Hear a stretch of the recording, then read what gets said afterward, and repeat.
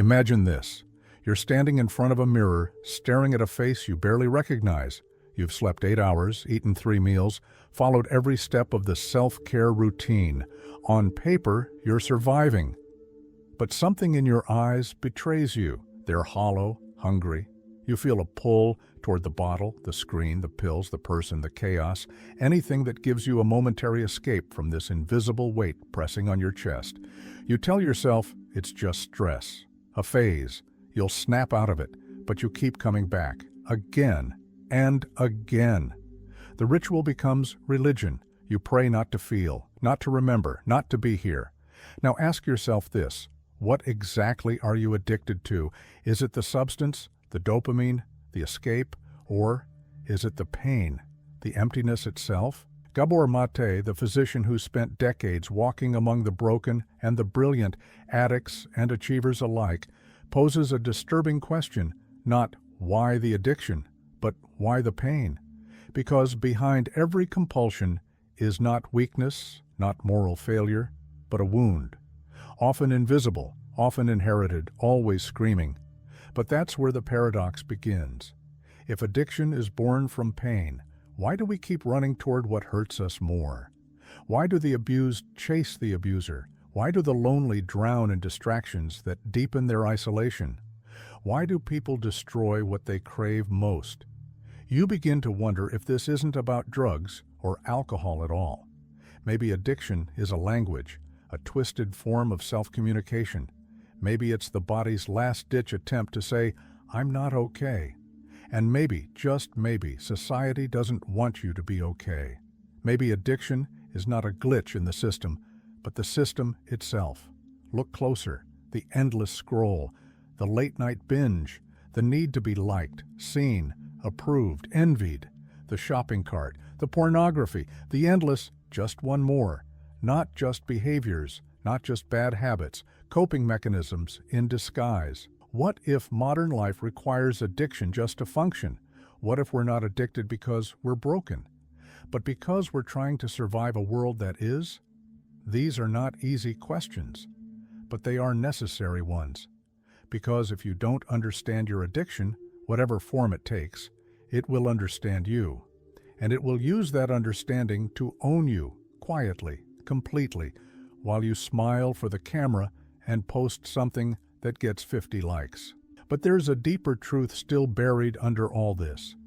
A truth Maté spent his life uncovering in the wounded eyes of heroin users, high achievers, and hollow hearts alike. And to reach it, you must be willing to go deeper. Are you? Because what comes next will change how you see yourself forever. There's a lie we've all been sold, quietly, persistently, and from a very young age. It says that addiction lives only in dark alleys and broken homes, that it's confined to needles and bottles, to the reckless and the weak. But step back and look again. Addiction wears a suit. It posts inspirational quotes. It goes to therapy. It smiles at dinner parties while dying inside. Addiction is not an act. It's an adaptation. And that's where the hidden problem begins. Gabor Maté argues that we do not become addicted because of the substance, the screen, or the behavior. We become addicted because somewhere along the line, we lost connection to ourselves. The trauma wasn't always a car crash or a slap across the face. Sometimes it was simply not being seen, not being heard, not being held when we cried. As children, we absorb what we're not given. We internalize silence. We mistake conditional love for truth. And in the absence of wholeness, we create substitutes: attention, approval, control, numbness.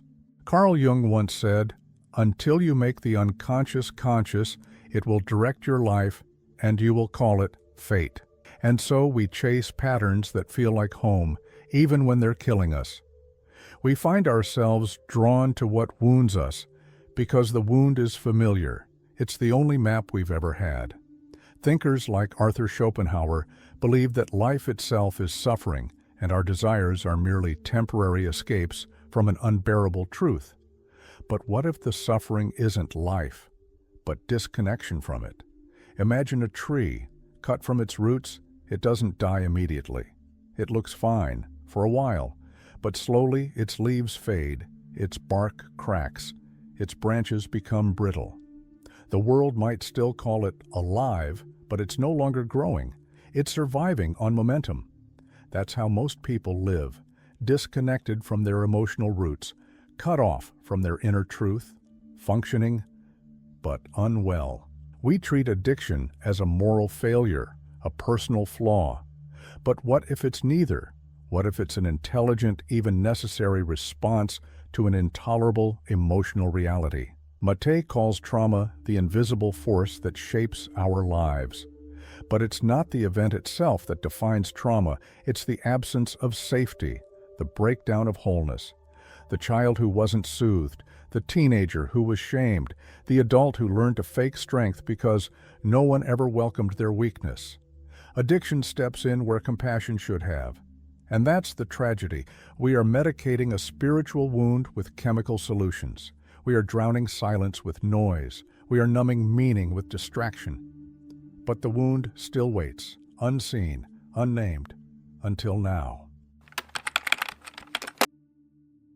You think you're in control, that the glass of wine is just a reward, that the endless scrolling is just a break, that the relationship, though toxic, is at least something. But what if control is the greatest illusion addiction offers? What if the real cost of your coping mechanisms isn't just time or energy or money, but yourself? Beneath the surface, addiction doesn't just alter behavior, it alters identity. Each repetition of escape rewires the brain. The more you run from discomfort, the more intolerable discomfort becomes. The more you numb pain, the more alien the feeling of being alive begins to feel. This isn't just psychological, it's neurological. Gabor Maté explains how trauma shapes the very architecture of the brain. Early emotional wounds, neglect, shame, rejection, disrupt the normal development of dopamine pathways, the circuits responsible for motivation, joy, and connection. That's why some people don't just want relief, they need it, crave it, feel incomplete without it. And society? It rewards this fragmentation. It thrives on it. Capitalism knows your pain before you do. It packages insecurity as a product. It sells temporary belonging for the price of your attention. Buy this, click that, swipe here. Feel better, even if it kills you.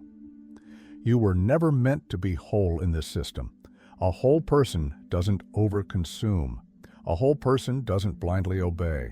A whole person doesn't need saving, especially not by the very culture that taught them they were broken. Addiction isn't just in your habits. It's in your culture. It's in the values you were taught, the roles you were forced to play, the emotions you were told to suppress. It's in the myth of independence, the glorification of hustle, the shaming of vulnerability. And here's the most disturbing part. It works. It works to numb the ache. It works to keep you functioning. It works to hold your life together just enough that no one asks what's really going on. Until it doesn't. Until one day, the distraction isn't enough. The dopamine doesn't hit. The validation feels hollow. The people you depended on are gone. And what's left is you. Unfamiliar, fragmented, silent. And still the world claps for your performance. Still, they call you strong. Still they say, you're doing great. But inside, the architecture of your being is eroding. You're losing not just time, but the memory of what wholeness even felt like. So the question is no longer, why are you addicted? The real question is, what have you lost? And what is addiction helping you forget? To escape addiction, you must do something radical. Not just quit the substance, not just delete the app, not just end the relationship. You must reclaim the self that you abandoned. And that is terrifying. Because addiction doesn't live in the bottle. It lives in the absence. The space where your real self was silenced. The silence you filled with noise. The pain you buried under pleasure. The truth you replaced with performance. But what if you stopped running? What if you turned and faced the shadow? Carl Jung taught that the path to wholeness requires descending into the unconscious, to confront the parts of ourselves we've disowned, The anger, the shame, the grief, the unbearable loneliness we dressed in productivity and smiles. This isn't about self-control, it's about self-integration. The rebellion begins the moment you decide your pain is no longer something to escape, but something to understand, that your cravings are not random, they are roadmaps, markers pointing to where you were once hurt, once neglected, once unseen. And here's the paradox, the more you feel, the more you heal. Gabor Maté's work is clear. Healing doesn't begin with punishment. It begins with compassion. The addict doesn't need more discipline. They need more truth. Not the truth of lectures and rehab brochures, but the personal truth of what they had to sacrifice just to feel safe in this world. You reclaim yourself piece by broken piece, by sitting with discomfort without numbing it, by holding your fear without running from it, by honoring your wounds instead of hiding them. Yes, it hurts, but it's honest pain, not the endless ache of avoidance, not the quiet erosion of a life lived in performance. This is pain with purpose, and in this rebellion, you are not alone. Think of those who have walked this path before you. Viktor Frankl, who found meaning in a concentration camp. Jean-Paul Sartre, who faced the absurd and chose freedom anyway. Survivors who turned their story into service. The ones who refused to be defined by what broke them. You don't need to be perfect. You need to be present. You don't need to fix everything. You need to feel what's real. This is not recovery. It's a return to the self that existed before the world demanded you be someone else. And once you return, everything changes. But there is one final truth still waiting. A truth deeper than psychology, more unsettling than trauma. A truth so powerful, it threatens to undo the story you've believed your entire life. Are you ready to hear it? You've searched for healing like it was a destination, a place where pain ends, where clarity arrives, where you're finally fixed. But here's the truth no one wants to say out loud. There is no going back. No version of you exists untouched by what you've endured, and that is your power. The ultimate lie of addiction is not that you're weak, it's that you are incomplete, that something inside you is missing, broken, flawed beyond repair. But the final, most jarring truth is this: you were never broken. You adapted. You survived. You made sense of a senseless world the only way you knew how. The addiction. It was never the problem. It was the solution, the best one available at the time. An intelligent, desperate act of self-preservation. A scream muffled beneath years of silence. And now that scream becomes your compass. Because the truth is not just about why we become addicted, it's about what the addiction reveals. The unbearable pressure to be someone we're not, in a world that thrives on disconnection and pretends that's normal. Gabor Maté says, the question is never why the addiction, but why the pain. But now we go further. Why the silence about that pain? Why the shame? Why does a society that creates suffering punish those who respond to it? Because once you wake up to this truth, you become ungovernable. You no longer seek healing in the marketplace. You stop chasing self-worth in mirrors and metrics. You stop asking for permission to feel whole, and instead, you remember who you were before the wound, who you are beneath the performance.